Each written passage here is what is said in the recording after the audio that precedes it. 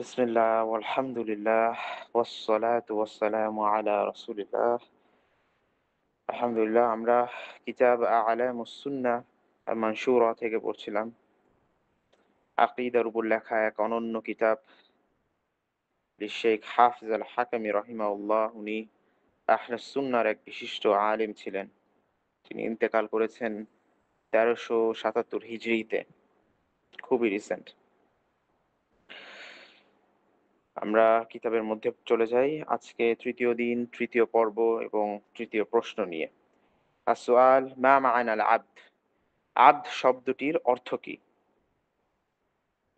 জবাব, আল আবদু ইন উরিদা বিহি মুআব্বাদ আই আল মুদাল্লালুল মুসাখখার।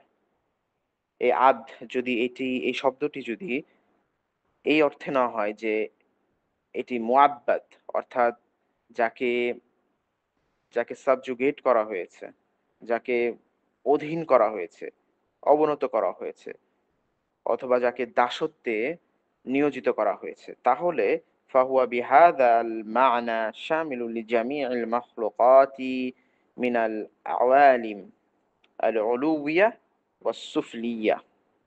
তাহলে এই অর্থ আসে যে আল্লাহ সুবহানাহু ওয়া তাআলার সমস্ত সৃষ্ট জিনিসকে শামিল করে। আবদ শব্দ যারা আল্লাহ সুবহানাহু ওয়া তাআলা সমস্ত সৃষ্টি জগৎ, সমস্ত সৃষ্ট জিনিস।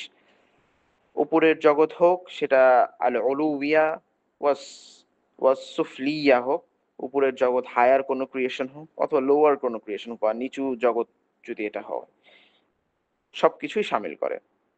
মিন আকিল ওয়া গায়রিহি, সেই সৃষ্ট জিনিসের মধ্যে যদি বুদ্ধিমত্তা থাকুক বা না থাকুক, সবকিছুই। ওয়া রতবিন ওয়া ইয়াবিস, সেই সেটি হোক কোনো অ্যানিমেট যার মধ্যে প্রাণ আছে অথবা ইনঅ্যানিমেট যার মধ্যে প্রাণ নেই। ওয়া মুতাহাররিক ওয়া সাকিন, যে জিনিসটা চলমান থাকে অথবা স্থির থাকে।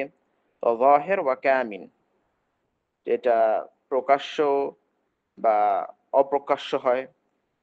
ওয়া মুমিন ওয়া কাফির, হোক সে মুমিন হয় বা কাফির হোক।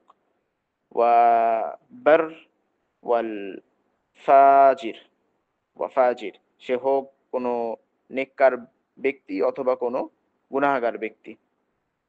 ওয়া গায়রা যালিক, এমন আরো অনেক কিছু আছে। সে সবকিছুই এই আবদের সংজ্ঞার মধ্যে পড়ে। এক কথায় আবদের সংজ্ঞার মধ্যে সকল আল্লাহ সুবহানাহু ওয়া তাআলার ক্রিয়েশন, ইয়ানি সৃষ্ট জিনিসকে শামিল করে। তাইয়্যিব।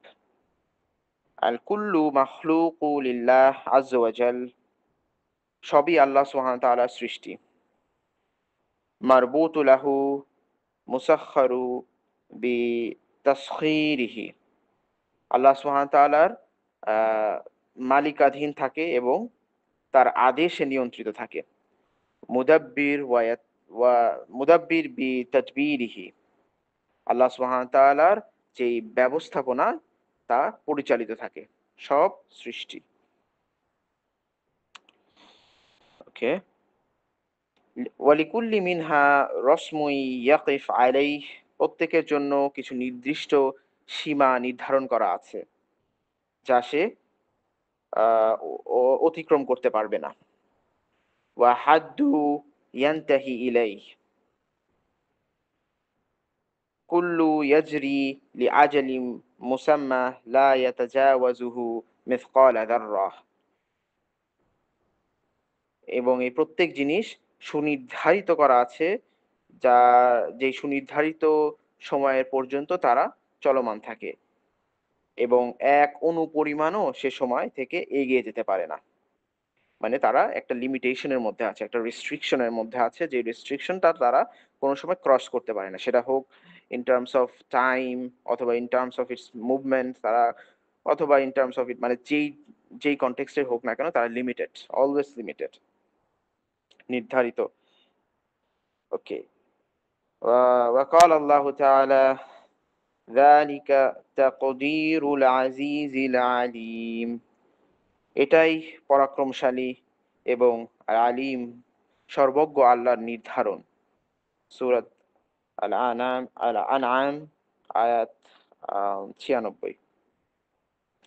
ওয়া তাদবীরুল আদলিল হাকিম, এটা আল্লাহ সুবহানাহু ওয়া তাআলা যিনি আদল, যিনি সুবিচারকারী এবং আল হাকিম প্রজ্ঞাময় আল্লাহ সুবহানাহু ওয়া তাআলার পরিকল্পিত ব্যবস্থাপনা। ওয়া ইন উরিদা বিহি আবিদুল মুহিব্বুল মুতাযাল্লিল, এবং আবদ শব্দটির উদ্দেশ্য যদি এমন হয় যে এটি দ্বারা বোঝানো হচ্ছে আল্লাহ সুবহানাহু ওয়া তাআলার বান্দাকে, যে ভালো যাকে আল্লাহ সুবহানাহু ওয়া তাআলা ভালোবাসে, এবং সেই বান্দা আল্লাহ সুবহানাহু ওয়া তাআলার কাছে আম নিজেকে বা আনুগত্যশীল করেছেন ইবাদতের মাধ্যমে। নিজেকে নম্র, নিজেকে হীন করেছেন, অপমানিত করেছেন আল্লাহ সুবহানাহু ওয়া তাআলার কাছে। যদি এই অর্থ আসে, খুসু যালিকা বিল মুমিনিনা আল্লাযী হুম ইবাদুহুল মুকরামুন, তাহলে এটা শুধু মুমিনদের জন্য নির্দিষ্ট এই আবদ শব্দটি, যারা তার সম্মানিত বান্দা, আল্লাহ আযজা ওয়া জাল্লের সম্মানিত বান্দা নাম।